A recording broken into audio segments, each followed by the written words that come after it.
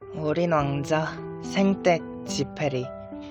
내가 6살 무렵 한 번은 체험한 이야기라고 하는 천여림에 대한 책에서 훌륭한 그림을 보았다. 그것은 부하라는 구렁이가 맹수를 집어삼키는 그림이었다. 그 책에 이런 말이 나와 있었다.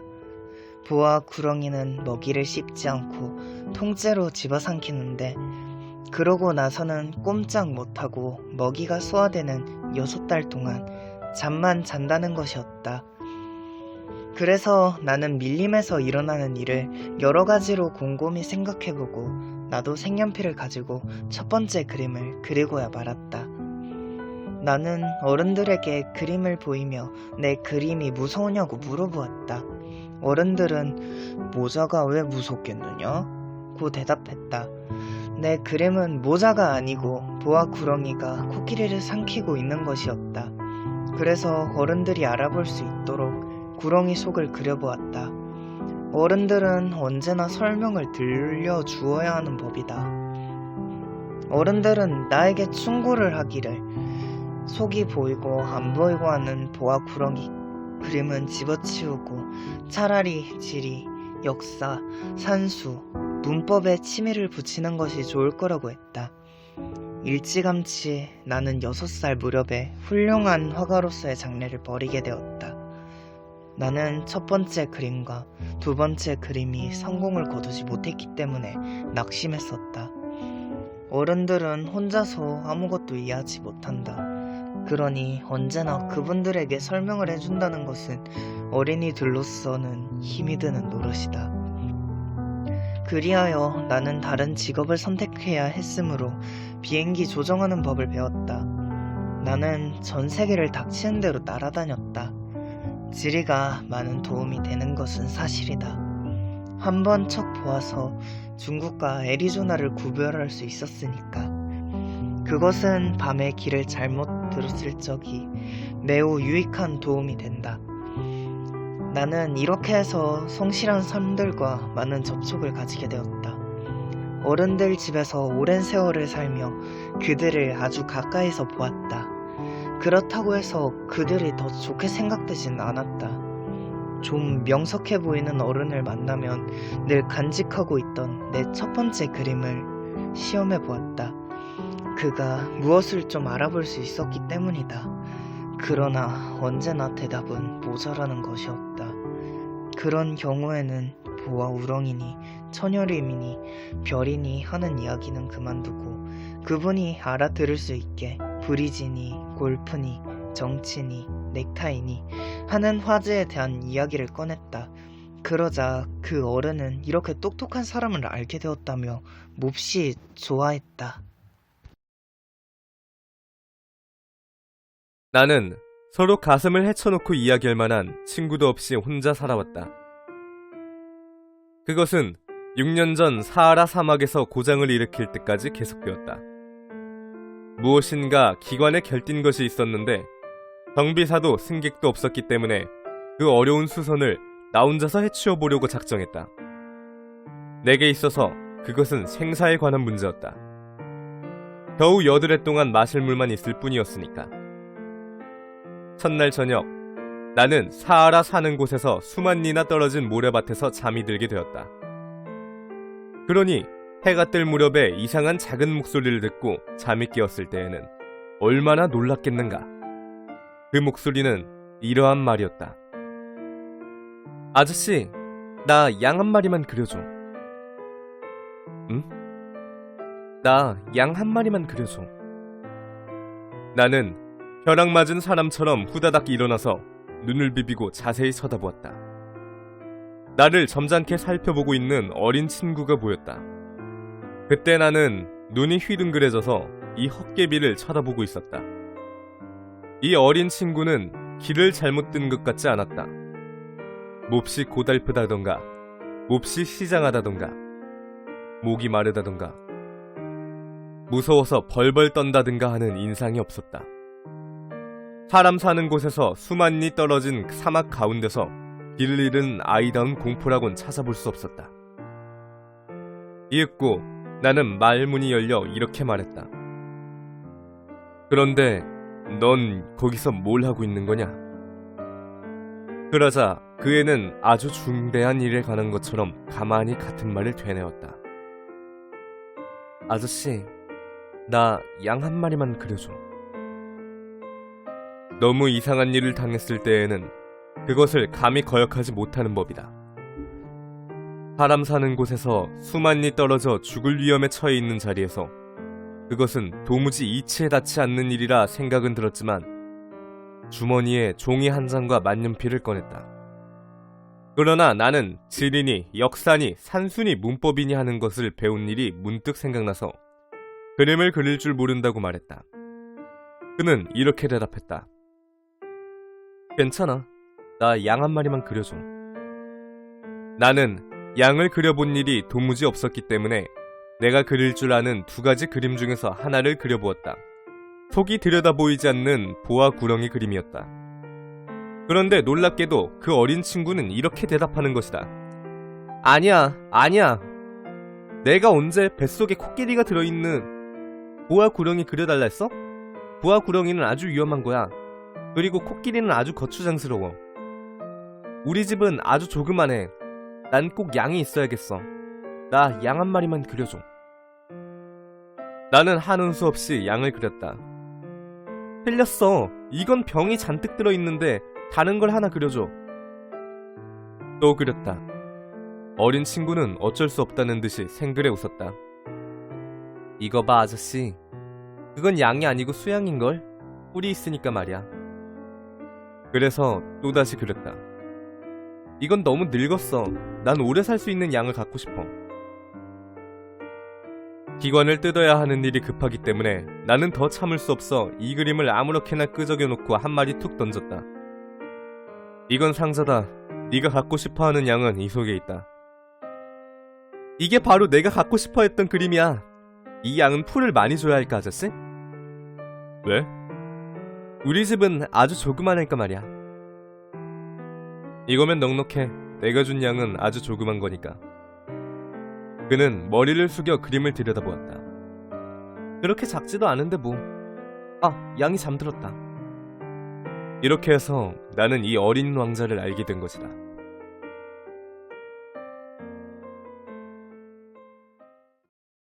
닷새째 되던 날은 양에 관한 이야기 덕택으로 어린 왕자의 다음과 같은 생활의 비밀도 알게 되었다. 그는 갑자기 이런 말을 물었다. 양이 말이야, 작은 나무를 먹으면 꽃도 먹을 테지? 가시도 친 꽃도 먹어? 그럼 가시도 친 꽃도 먹고 말고. 그러면 가시는 무슨 소용이 있어? 나는 그것을 알지 못했었다. 그때는 기관에 너무 꽉 박혀버린 볼트를 빼보려고 한참 골몰하던 중이었다. 기계 고장이 매우 중대한 것 같이 생각되기 시작했고, 또 물이 얼마 남지 않아서 최악의 경우를 당할 염려가 있었기 때문에 나는 무척 걱정이 되던 참이었다. 가시는 무슨 소용이야? 어린 왕자는 한 번 물어보면 절대로 그냥 지나치는 일이 없었다. 나는 볼트 때문에 약이 오른 판이라 아무렇게나 대답했다. 가시, 그건 아무 소용없는 거다. 그냥 꽃이 고약해서 그런 것뿐이지. 어린 왕자는 잠깐 묵묵히 있다가 원망스러운 듯이 이런 말을 툭 던졌다. 나는 아저씨 말을 믿지 않아. 꽃들은 약해. 그리고 순진해. 꽃들은 저희들이 할 수 있는 안전책을 쓰는 거야. 가시가 있으니까 저희들이 아주 무서운 물건이기나 한 것처럼 생각하고 있는 거야. 나는 아무 대답도 하지 않았다. 아저씨는 그럼 그렇게 생각하고 있는 거야? 꽃들이... 아니야. 아무렇게도 생각하고 있지 않다. 되는 대로 대답한 거다. 난 지금 중대한 일을 하고 있는 거야. 그는 어이가 없다는 듯이 나를 쳐다보았다. 중대한 일? 아저씨는 어른들처럼 말하는군. 이 말을 듣고 나는 좀 부끄러웠다. 그러나 그는 사정없이 말을 이었다. 아저씨는 모든 것을 혼동하고 있는 거야. 모두 뒤죽박죽 뭘 만들어. 그는 성이 잔뜩 나 있었다. 그는 샛노란 금발을 바람에 휘날리며 말했다. 나는 어떤 얼굴이 시뻘건 양반이 살고 있는 별을 하나 알고 있어. 그이는 꽃향기를 맡아본 일도 없어. 더하기밖에는 아무것도 한 일이 없어.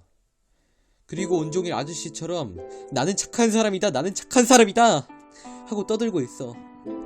그리고 이것 때문에 잔뜩 거드름을 피우고 있어. 그렇지만 그건 사람이 아니야. 버섯이야. 뭐라고? 버섯이란 말이야. 어린 왕자는 이제는 얼굴이 하얗게 질려 있었다. 수백만 년 전부터 꽃은 가시를 만들고 있어. 그렇지만 양들이 꽃을 먹는 것도 수백만 년째야. 그러면 어째서 아무 소용도 없는 가시를 만드느라고 꽃들이 그렇게 고생하는지 알아보려고 하는 게 중대한 일이 아니겠어? 꽃과 양의 전쟁은 큰일이 아니야? 바로 이것이 시뻘건 뚱뚱보 양반의 더하기보다 더 중대하고 급한 일이 아니겠어? 그리고 말이야, 만약에 내 별 말고는 다른 아무 곳에 없는, 이 세상에 단 하나밖에 없는 꽃을 내가 알고 있는데 어린 양이 제가 하는 일이 무언지도 모르고 어느 날 아침 그 꽃을 단번에 없애버릴 수가 있다면 그것이 어떻게 중대한 일이 아니냔 말이야. 그는 얼굴을 붉히고 나서 다시 말을 이었다. 누가 수백만 개, 수천만 개 별 중에 하나밖에 없는 꽃을 사랑하고 있다면 별들만 쳐다봐도 행복한 거야. 속으로 저기 어디에 내 꽃이 있겠지? 하고 생각하고 있거든. 그렇지만 양이 그 꽃을 먹어봐. 그렇다면 그에게는 별들이 모두 갑자기 빛을 잃은 것과 마찬가지야. 그는 더 이상 말을 잇지 못하고 갑자기 흐느끼기 시작했다. 해는 이미 진 뒤였다. 내 손에는 연장이 쥐어져 있지 않았다. 나는 마치며, 볼트며, 갈증이며 죽음을 우습게 생각하고 있었던 것이다. 어떤 별, 어떤 떠돌이별, 나의 별, 즉 지구 위에는 위로를 해주어야 할 어린 왕자가 있었던 것이다.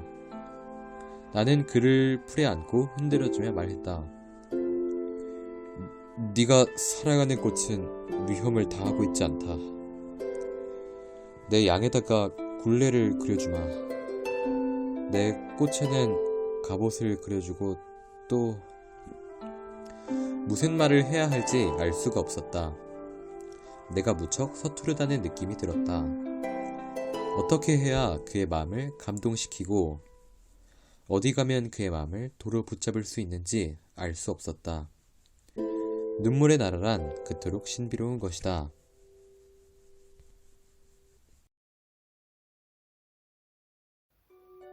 지구는 어린 왕자가 여행 중 도착한 7째 별이었다.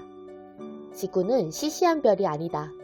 거기에는 임금님이 111명, 물론 흑인 임금님까지 쳐서 말이다. 지리학자가 7,000명, 상인이 90만 명, 750만 명의 주정뱅이, 3억 1,100만 명의 허영장이, 즉 20억가량 되는 어른들이 살고 있다. 전기를 발명하기 전까지는 6대주 전체를 통틀어 46만 2,511명이라는 엄청난 수의 점등인을 두어야 했다는 말을 하면 지구의 넓이가 얼마만한가 짐작이 갈 것이다. 좀 떨어진 데서 보면 그것은 찬란한 광경이었다. 이 무리의 움직임은 마치 가극에서 발레 동작처럼 질서 정연한 것이었다. 우선 뉴질랜드와 오스트레일리아의 점등인들의 차례가 왔다. 그리고 이들이 등불을 켜고 자러 가고 나면 이번에는 중국과 시베리아의 점등인들이 춤을 추러 나오는 것이었다. 그리고 이들 역시 무대 뒤로 사라지면 다음은 러시아와 인도의 점등인들 차례였다. 그 다음은 아프리카와 유럽, 다음은 남아메리카, 이런 차례였다. 그런데 그들이 무대에 나오는 차례가 틀리는 일은 절대로 없었다. 그것은 웅장한 광경이었다. 다만 북극에 하나밖에 없는 장명등을 켜는 사람과 남극에 하나밖에 없는 장명등을 켜는 사람만이 한가하고 마음 편한 생활을 하고 있었으니 그들은 한 해에 2번만 일이 있는 것이었다.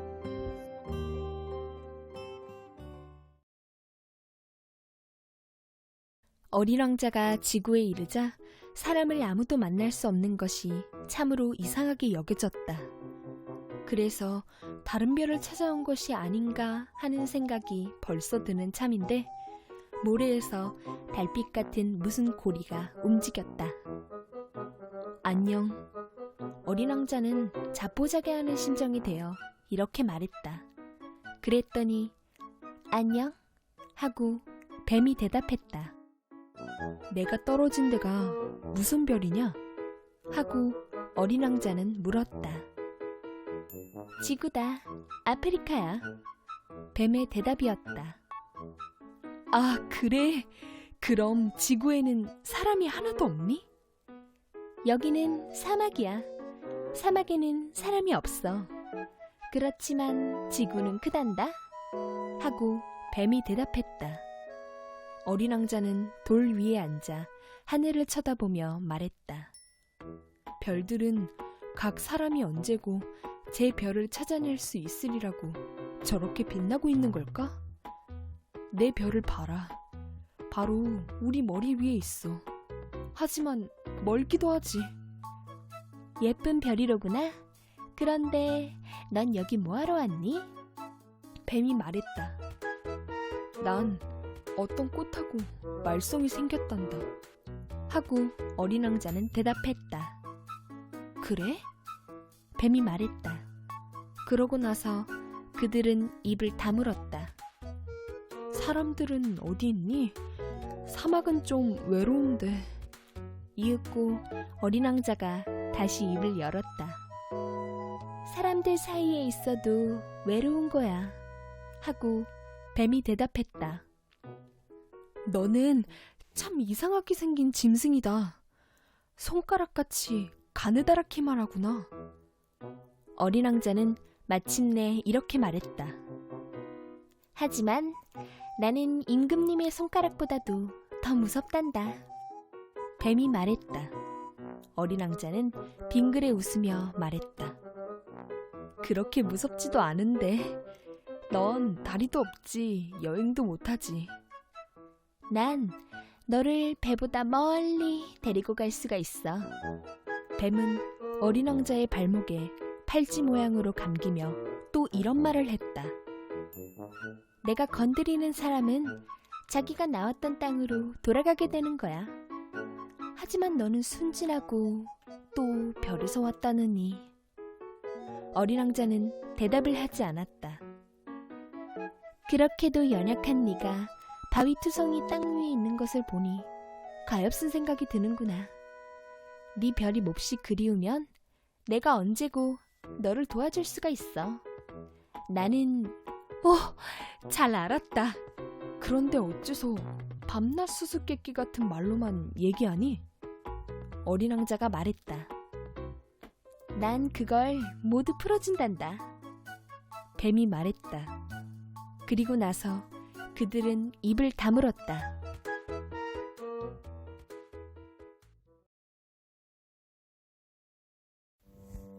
어린 왕자는 오랫동안 모래와 바위와 눈 위를 여기저기 헤맨 끝에 마침내 길을 하나 찾아내게 되었다.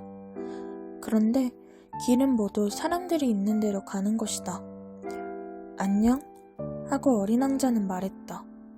그것은 장미꽃이 피어있는 정원이었다. 안녕? 하고 장미꽃들도 인사했다. 어린 왕자가 꽃들을 쳐다보니 모두 제 꽃과 비슷한 모습이었다.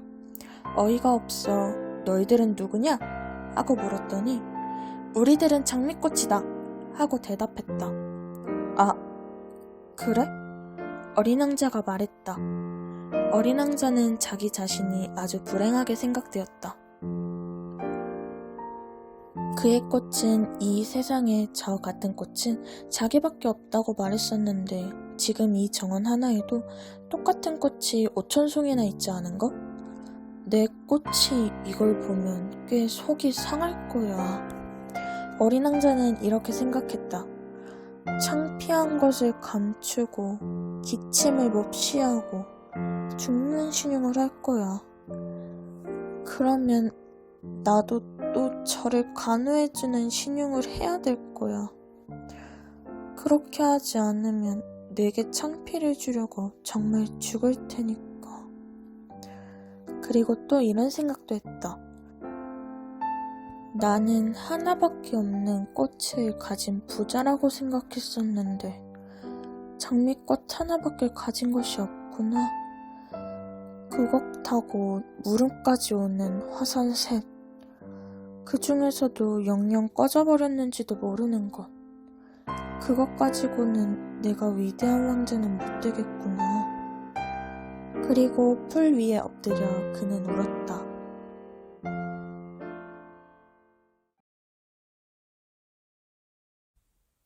바로 그때 여우가 나타났다. 안녕? 하고 여우가 말했다. 안녕? 하고 어린 왕자는 공손히 대답하며 돌아보았으나 아무것도 보이지 않았다. 나 여기 있어. 사과나무 밑에. 하는 목소리가 들렸다. 넌 누구냐? 참 예쁘구나. 하고 어린 왕자가 말했다. 나는 여우야. 여우가 말했다. 나하고 와서 놀자. 난 아주 쓸쓸하단다. 난 너하고 놀 수 없단다. 길이 안 들었으니까. 하고 여우가 대답했다. 아, 용서해줘. 어린 왕자가 말했다. 그러나 조금 생각한 뒤에 어린 왕자는 덧붙여 말했다. 길들인다는 건 무슨 말이지? 넌 여기 사는 아이가 아니로구나. 뭘 찾는 거냐? 하고 여우가 말했다. 나는 사람들을 찾는 거다. 근데 길들인다는 건 무슨 말이니? 사람들은 총을 가지고 사냥을 해. 그건 대단히 거북한 노릇이야. 사람들은 또 닭을 기르기도 해. 사람들은 그것만을 필요로 해. 너도 닭을 찾니? 아니, 난 친구를 찾는 거다. 길들인다는 건 무슨 말이냐? 그건 너무나 잊혀져 있는 말이야. 그것은 관계를 맺는다는 뜻이란다. 하고 여우가 대답했다. 관계를 맺는다는 뜻이야? 물론이지. 내게 있어서는 네가 아직 몇천 몇만 명의 어린이들과 조금도 다름없는 사내아이에 지나지 않는단다. 그리고 나는 네가 필요 없고 또 너는 내가 아쉽지 않은 거야. 네게는 나라는 것이 몇천 몇만 마리의 여우와 같은 여우에 지나지 않는다. 그렇지만 네가 나를 길들이면 우리는 서로 아쉬워질 거야. 내게는 네가 세상에서 하나밖에 없는 아이가 될 것이고 네게는 내가 이 세상에서 하나밖에 없는 존재가 될 거야. 이제 좀 알아듣겠다. 하고 어린 왕자는 말했다. 꽃이 하나 있는데 그 꽃이 나를 길들였는가 봐. 그럴 수도 있지. 지구에는 별의별 것이 다 있으니까. 지구에 있는 게 아니야. 하고 어린 왕자가 대답하니 여우는 어지간히 귀가 솔깃한 모양이었다. 그럼 다른 별에 있어? 응. 그 별에도 사냥꾼들이 있니? 아니? 야, 그거 괜찮은데? 그럼 닭은? 없어. 완전한 건 아무것도 없다니까. 하고 여우는 한숨을 쉬었다. 그러나 여우는 제 이야기로 다시 말머리를 돌렸다. 내 생활은 변화가 없어. 나는 닭들을 잡고 사람들은 나를 잡고 닭들은 모두 비슷비슷하고 사람들도 모두 비슷비슷해. 그래서 나는 좀 심심하단 말이야. 그렇지만 네가 나를 길들이면 내 생활은 해가 돋은 것처럼 환해질 거야. 난 어느 발소리하고도 다른 너만의 발소리를 알게 될 거다. 다른 발자국 소리를 들으면 나는 땅속으로 들어간다. 그러나 네 발자국 소리는 음악 소리처럼 나를 글 밖으로 불러낼 거야. 그리고 저걸 봐라. 저기 밀밭이 보이지? 난 빵은 안 먹는다. 그러니까 밀은 나한테는 소용없는 물건이야. 밀밭을 보아도 내 머리엔 아무것도 떠오르는 게 없어. 그게 몹시 슬프단 말이야. 그런데 네 머리는 금빛깔이지. 그러니까 네가 나를 길들여 놓으면 참 기막힐 거란 말이야. 나는 금빛깔을 가진 밀을 보면 네 생각이 날 테니까. 그리고 나는 밀밭으로 지나가는 바람 소리가 좋아질 거야.